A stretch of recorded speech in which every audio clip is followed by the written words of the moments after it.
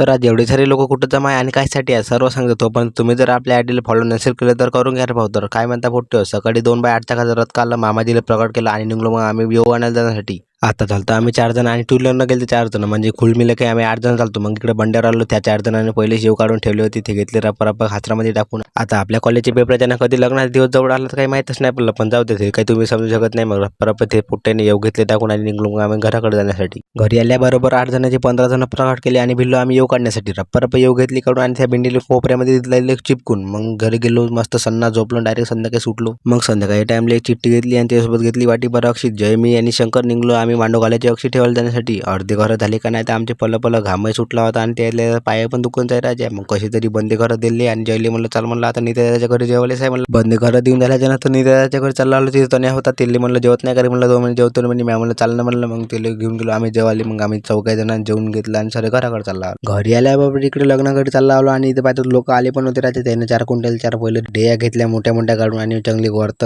लंबे सकाळी येऊ घेतले सोडून. मग इथं पाहता घेतला राजा इथं मांडव टाकून. आता फक्त इथं उद्या जांबच टाकले राहते. उद्याचा व्हिडिओ पाहिले काय तुम्ही विसरू नका, उद्याच्या व्हिडिओमध्ये आहे राजा खरी मजा. मग मांडव घालून झाल्याच्या नंतर इकडे जयले वरद चंगवला आणि बोललो आम्ही हार बांधासाठी. चालला तर पोट्ट आता बसतो इथं आम्ही हार बांधतो. उद्या पुन्हा भेटू पुढच्या व्हिडिओमध्ये. अशीच व्हिडिओ पाहण्यासाठी आपल्या आयडीला काय फॉलो करून.